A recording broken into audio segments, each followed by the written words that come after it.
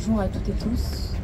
Il y a moins de 2 mois, nous étions les mêmes organisations présentes à un rassemblement pour dénoncer le viol à caractère antisémite d'une jeune de 12 ans.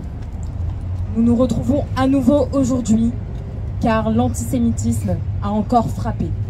Hier matin, un jour de Shabbat, à la synagogue de la Grande Motte, Beth Yaakov. Entre ces deux événements, il y a eu une agression d'un retraité à Montpellier dans le tram, parce que juif, d'une famille dans le métro. La liste des actes antisémites depuis le 7 octobre ne fait que s'allonger. Hier matin, 2 voitures garées devant la synagogue de la Grande Motte ont été incendiées. Un jour de Shabbat, la volonté de l'assaillant est claire. Toucher, tuer un maximum de juifs.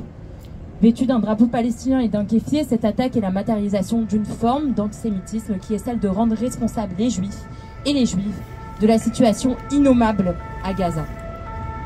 Nous apportons notre soutien aux policiers blessés lors de l'attaque, à la communauté juive de la Grande Motte. Une nouvelle fois, c'est avec consternation, rage, usure que nous réclamons acte après acte les mêmes mesures. Hier, la cible était un lieu de culte. Au cours des derniers mois, l'antisémitisme a sévi dans les universités, les lieux publics, sur les réseaux sociaux. C'est pourquoi nous demandons un plan de lutte au niveau éducatif, à l'antiracisme, à la lutte contre l'antisémitisme et l'islamophobie. Une politique de veille et de bannissement sur les réseaux sociaux, où les déferlements de haine n'ont plus de limites. Aussi, nous demandons que l'ensemble des politiques prennent leurs responsabilités et dénoncent des actes antisémites et soient capables de qualifier ce qui s'est passé hier d'antisémitisme.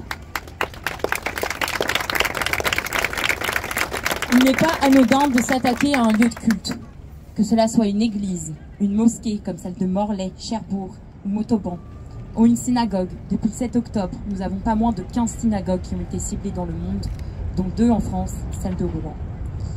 S'attaquer à une synagogue, c'est s'attaquer à une partie de l'identité juive. Qu'on soit croyant ou non, la synagogue représente un lieu de refuge, une maison pour de nombreux juifs et juifs. Désormais, nous nous rendons à la synagogue avec la peur au ventre. Nous fêtons Simchat Torah angoissés. Nous nous empressons de retirer nos kippotes à la sortie pour ne pas être repérés. La terreur de l'antisémitisme se retrouve désormais au cœur de la synagogue et sévit au cœur de l'intime. La synagogue, espace de joie et de célébration, est désormais un endroit où le risque se fait sentir. C'est pourquoi il est de notre devoir à toutes et tous de faire front ensemble et de collectivement mesurer la gravité de tout acte raciste, antisémite et islamophobe, et de s'élever ensemble contre toute forme de discrimination.